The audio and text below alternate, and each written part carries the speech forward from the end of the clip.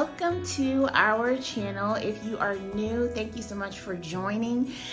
Make sure that you like, subscribe, and hit the bell notification to receive more educational learning tips, interactive activities, or read alouds that you can utilize in your classroom or at home.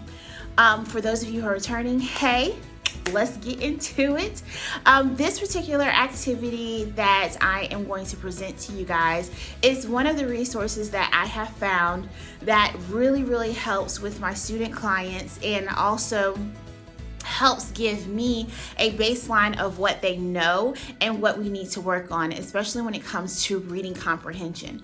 So for this activity, it is called predicting or prediction passages, and it is used for a pre-read. Okay, so before the students even read the story, before they dive into the story, before they even know anything about the story, you would want to use this particular activity to get them engaged and get them really questioning and using all of their comprehension skills on to what they're going to read.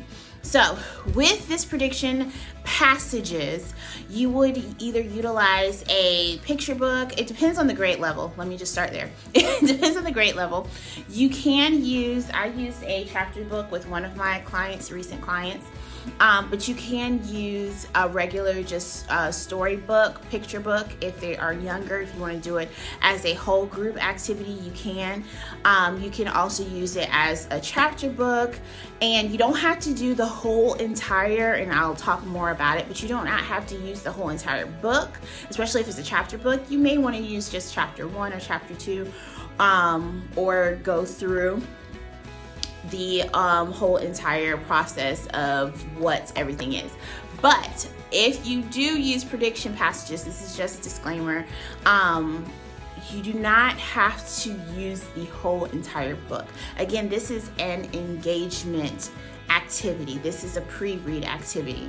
So for me, when I use the prediction passages, I use only maybe chapters 1 through 3 to really talk about and engage the student inside of the story. Okay, so with prediction passages, again, you want to highlight a lot of, and I'm going to kind of move the camera so you can see. You want to highlight the key things that they need to know. So this includes all the story elements of setting, characters, the problem and conflict, the conclusion or the solution, not conclusion, but the solution of those particular problems, maybe vocabulary that they did not know, and go through those things. So what you would do, you would actually read the story beforehand, and pick out some of the vocabulary that they may not know, the characters, the setting, the problem, some of the solutions, and have them go through, and they will have a chart. I'll put the resource at the bottom of the description, but they'll have a chart like this. And they would tell and use only one of these bullet points for each one. So for bulging, let's just say this is a vocabulary word that they do not know. Bulging would go under that particular box, but it cannot go in any other box. They only can put it in one, okay? And again, they will go through, it's not a right or wrong. This is for them to inference, use their inferencing skills, as well as using their knowledge of, like I said, the story elements, using their knowledge of what is a problem, what is a conflict, what is the solution to those problems or conflicts. They will use that, okay? And if you're using it in a classroom, you may want to do it as a group. You may want to use it as a partner thing, so that way they can discuss what they know. Okay, this has to be a setting because this, and they can actually go through and use that critical thinking skills that they need to go inside of the story and really make the pre-reading activity effective. Okay, so after they do the setting, the characters, the problems, conclusion, or the endings or solution, and the vocabulary, what they would do is I usually say, okay, give me 2 questions of I wonders, and that will go in the box. 2 questions of I wonders. This again goes in with the inferencing skills. Okay, we want them to infer and really get interested of why they need to read this, or interested in, okay, what is going to happen. Really spark that interest. So I usually say, give me 2 questions or 2 I wonder questions. What do you wonder using the information that you know already?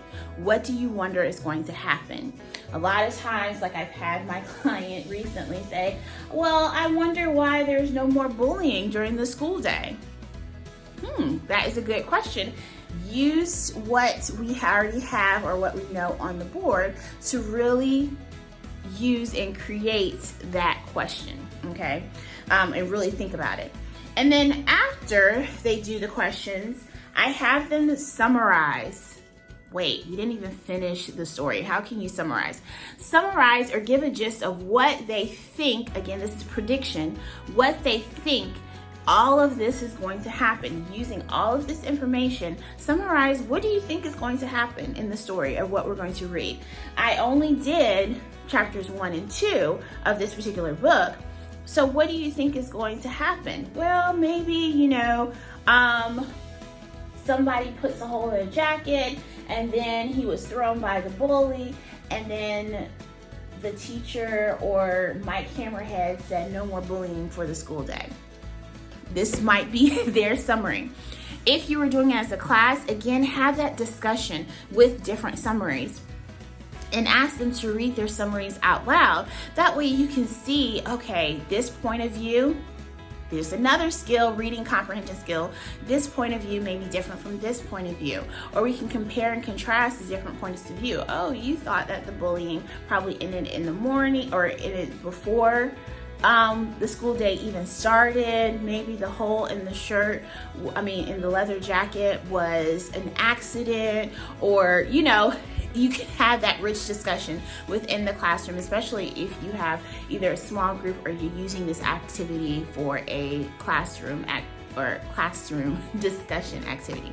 But again, this is a great prediction passage. This is a great activity to use for a pre-reading activity to get your students and your readers engaged into what they're going to read, and actually use it as maybe an assessment to see what they know, get them to talking and really hone in. After you read chapters 1 and 2, this is what I did for the activity, but after you do the reading of what you want them to read that goes along with the prediction passages, then I would go back with that particular student or the class to say, hey, was your prediction correct? What was something that really sparked your interest?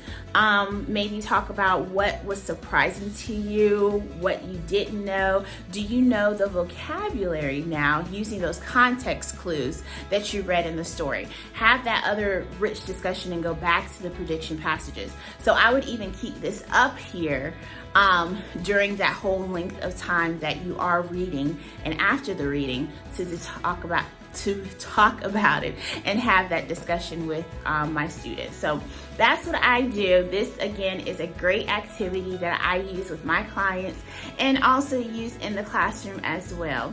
If you have a different activity that's a pre-reading activity that you love to use, be sure to put that in the comments and share among us, so that way we can use that activity that you have used, that you have found very effective as well with your students. All right, again, to keep learning and growing, and I will see you all next time.